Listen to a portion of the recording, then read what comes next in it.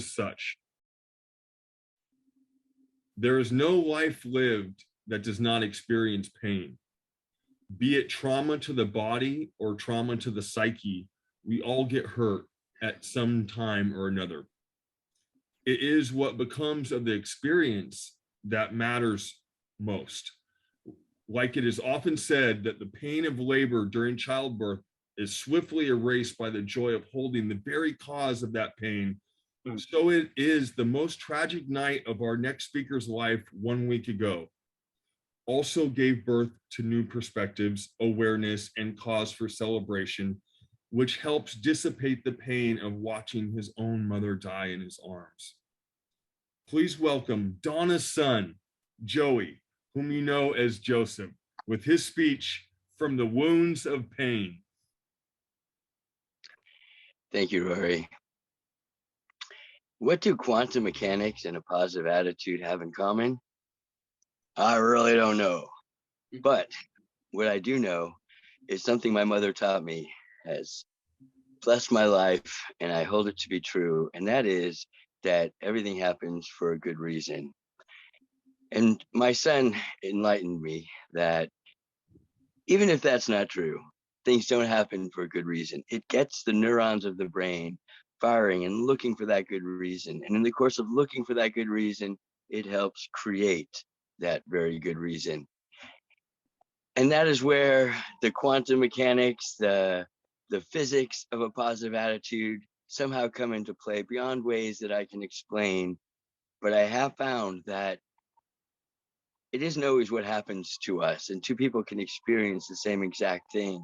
It's the way that we look at what happens to us. Pain has its place in our survival. It enables us to withdraw when there's danger. It enables us to protect the body from damage or the heart from damage by withdrawing into a safer place. And there are some pains from wounds that are so deep, it takes much longer to withdraw and recover from those wounds.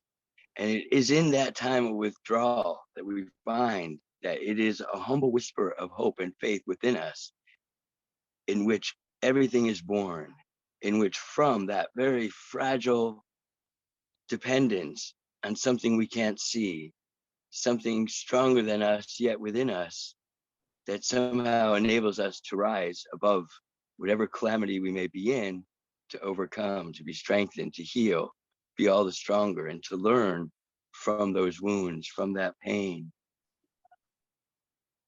When my mother was dying and I was observing the process and the progression, and when I held her at the time that her heart stopped beating, I couldn't help but think of the circle of life, to be the firstborn from her womb and to be holding her as she passed. And for decades, I have heard, though I am not a woman and can only attest to what I've heard, that the pain of childbirth, as horrible as it is at the time it's occurring, that as soon as the child is born, the joy erases that pain. And as I think about how it was to hold my mother, and to think how I came from her womb and here I was holding her as she passed into the unknown, into what we only spread our feelers to feel and hope becomes when we die, I couldn't help but feel that it was a form of childbirth myself, that all the pain of my heart, the tearing, the ripping of my heart to let my mother go, to let her go where I can no longer control.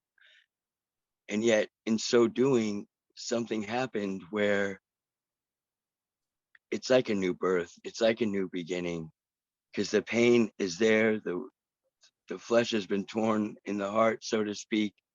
But then in celebration now, there is the presence of what we believe, what we feel, and what we look for the signs to tell us that the person is still around, that the departed is still with us. And with that, I feel that joy of celebration. I feel that with that horrific tragedy of the worst of pains, it was a form of childbirth to me, that now I can begin a life with my mother, with her presence, with the things that I experienced, shared in my thoughts and my words, that she's here, that she's near. And though this is an extreme example of pain, pain is something that, as years, as a medic, or forget my experience, I go back to my mother's experience when she was a spinal cord injury nurse, and she would have patients who just freshly discovered that they would no longer be able to walk, that they would no longer be able to do those very things that they had set their hopes and aspirations upon. And now they were dependent on others to get them things, to do the very basic things that they once could do themselves. And she told me of the human will and how there's a balance between empathy and the need to draw somebody to their higher place, a need to find strength within oneself to be better, enough hope within oneself and belief within oneself, that instead of just reducing or reclining to waiting for others to do things, that spirit of independence, that spirit of growth, that spirit of need to accomplish can bring a person to do what they thought they couldn't, or what others may have told them that they couldn't. And by having that experience firsthand of the most severest of injuries and the hope that can bring about a person's abilities, so it is I want to pass along to you some hope, some word of wisdom, that when you feel a pain, there is the natural survival reaction to withdraw.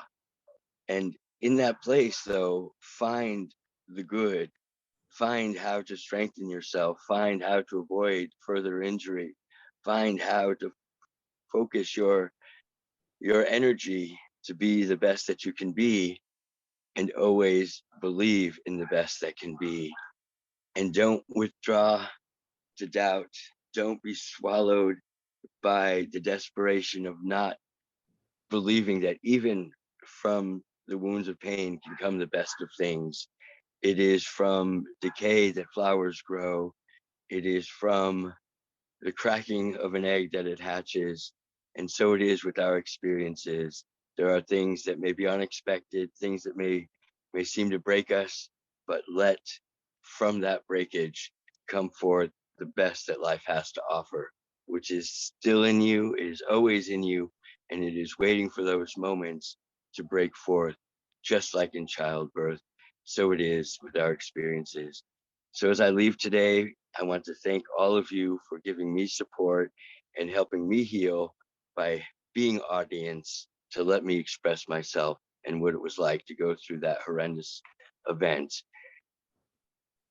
Madam Toastmaster.